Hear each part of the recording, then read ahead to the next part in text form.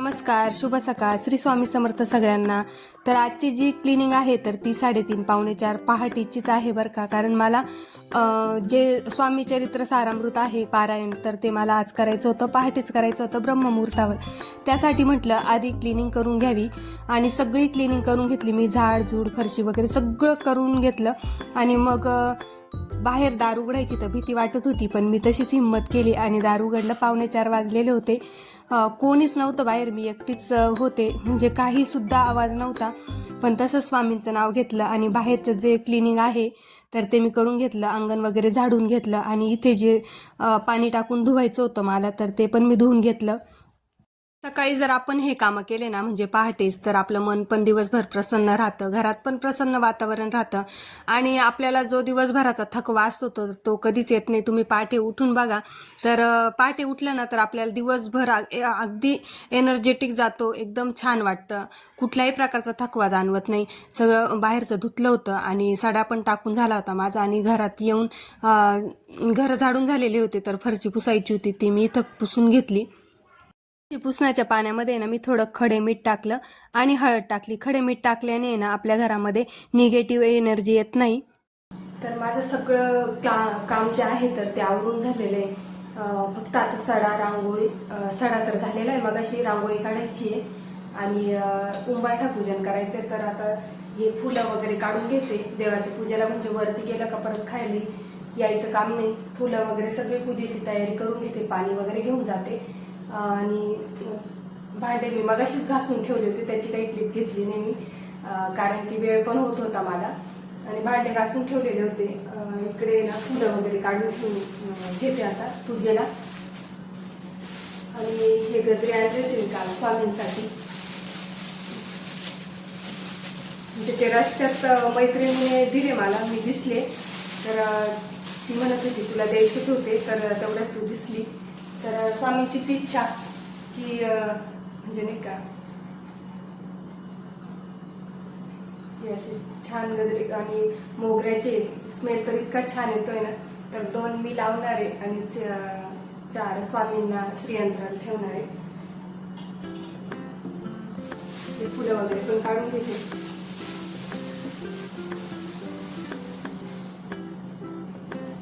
पूजा पण करणार आहे मी कारण की पूजा केल्याशिवाय पारायण तर काही करू शकत नाही, त्याच्यामुळे आधी पूजा करून घेणार आहे. पूजेला मला वेळच लागेल, अर्धा तास लागून जाईल. त्याच्यानंतर स्वामींच्या मूर्तीचा अभिषेक करेल आणि मग पारायणाला बसेल. या बाकीच्या कामालाच मला वेळ लागून गेला. गुलाबाची फुलं पण आहेत आणि काल पिवळे फुलं भरपूर बघितले पण काही मिळाले नाही मार्केटमध्ये, तर ते होते ते घेऊन आले. मग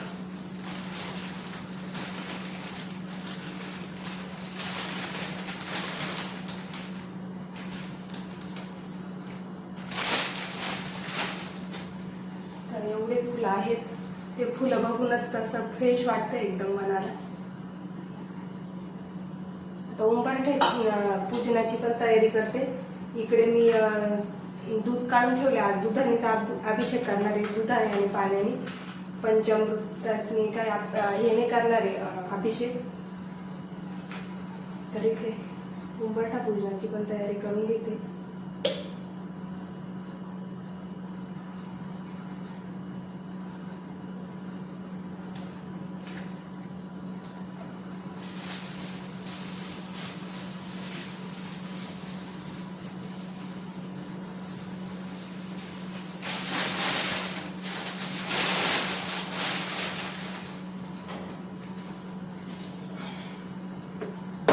अजून रांगोळी काढायची मला बाहेर,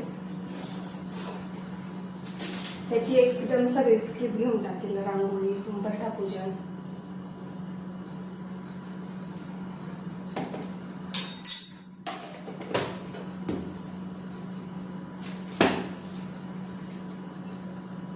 तुम्ही म्हणाले किचन ओट्यावर काय पसार आहे, पसार अजिबात काही नाहीये.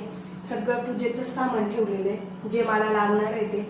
तर ते आधी सगळं काढून ठेवले कारण की मग वरती गेल्यानंतर खाली यायचा कंटाळा येतो आणि एक एक असं सामान विसरतं माणूस. त्याच्यामुळे मी आठवणीने सगळं पूजेचं सामान जे पण काही लागणार आहे ते मी काढून ठेवलंय. नाहीतर तो पसारा जर तुम्हाला दिसत असेल तर तो पसारा नाही. बाहेर रांगोळी काढण्यासाठी आले तर सडा जो टाकलेला होता मी तर तो पूर्ण वाळून गेलेला होता. 1-1.5 तासच झालेला असेल, कारण की ना सडा टाकून मी माझी आंघोळ घरातली क्लिनिंग वगैरे केली, फरची वगैरे पुसली, तोपर्यंत सडा पूर्ण वाळून गेलेला होता. तर म्हटलं जाऊ दे, आता परत टाकण्यापेक्षा मी रांगोळी काढून घेतली. आणि रांगोळी काढणं म्हणजे सूर्यदेवाला प्रसन्न करणं हे शास्त्रामध्ये लिहिलेलं आहे. रांगोळी तर मी रोजच काढते, सडा रांगोळी झाल्याशिवाय तर मी दुसरे काही कामं करत नाही. सूर्याला पाणी, तुळशीला पाणी, माझी रोजची जी ही सेवा आहे. बाहेरची जी पण काही निगेटिव्ह एनर्जी असते ना तर ती रांगोळी बघूनच तिथेच थांबून जाते. त्याच्यामुळे रांगोळी ही अवश्य काढावी. आणि इकडे तुळशीला दिवा लावला मी. आणि रविवार असल्यामुळे मी पाणी काही घातलं नाही तुळशीला, फक्त शुद्ध गाईच्या तुपाचा दिवा लावला, हळदी कुंकू वाहून पूजा केली, कारण की रविवारी तुळशीला पाणी घालत नाही. पूजा वगैरे झाली, मग सूर्यनारायणाला अर्घ्य दिलं. आणि जर तुम्हाला सूर्यनारायणाला अर्घ्य देणं जमलं नाही तर निदान रविवारी तरी द्यायला पाहिजे, कारण की रविवार हा सूर्यनारायणाचा असतो.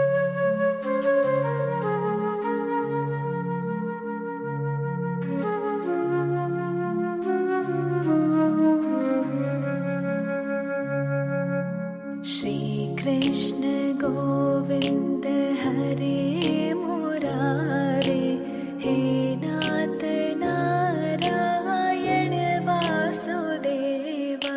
श्री कृष्ण गोविंद हरे मुरारे, हे नाथ नारायण वासुदेवा. एकमात्र स्वामी सखा हमारे, एकमात्र स्वामी सखा हमारे, हे नाथ नारायण वासुदेवा.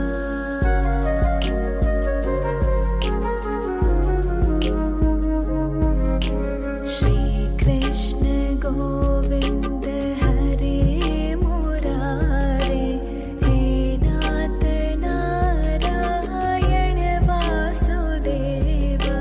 श्री कृष्ण गोविंद हरे मुरारे, हे नाथ नारायण वासुदेवा. गोकुल में चमके मथुरा के तारे, कहीं जन्म कहीं पले मुरारे, हे नाथ नारायण वासुदेवा.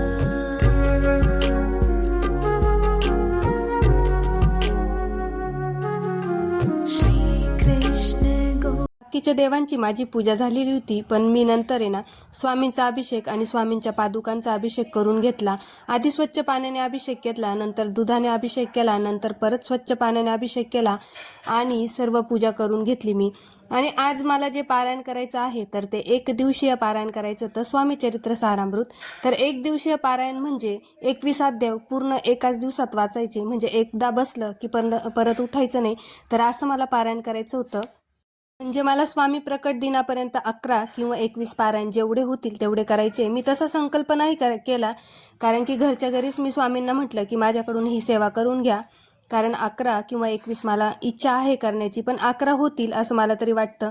त्याच्यामुळे मी 11 पारायण करणार आहे अशी माझी इच्छा मनात मी ठेवलेली आहे. त्याच्यामुळे ना हे 1 दिवसीय पारायण म्हणजेच 21 अध्याय पूर्ण वाचायचे. कारण की बऱ्याच ज्या ताई आहेत तर त्यांनी मला खूप वेळेस कमेंट केली आहे का 1 दिवसीय पारायण कशा असते, तर त्याच्यामुळे मी हे तुम्हाला सांगते.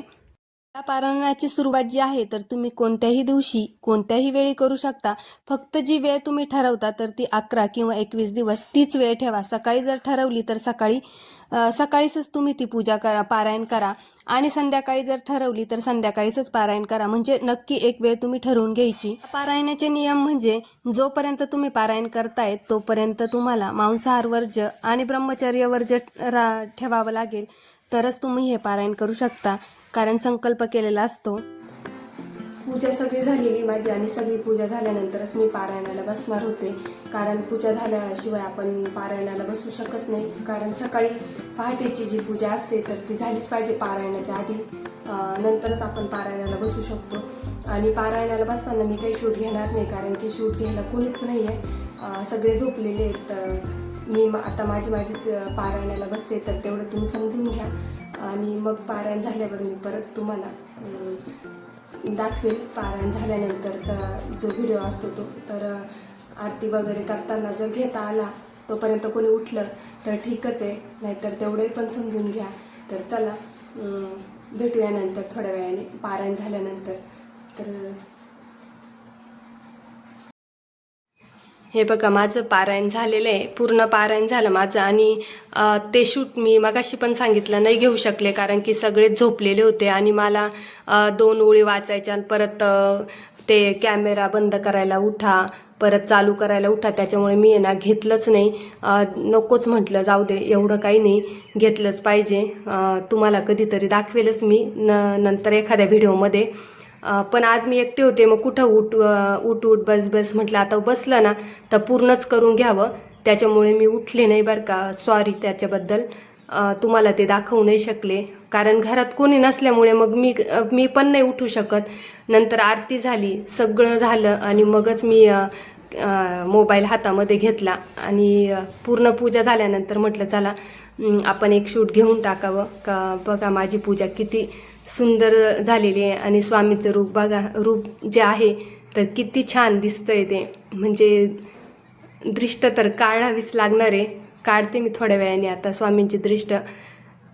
तर चला, श्री स्वामी समर्थ सगळ्यांना.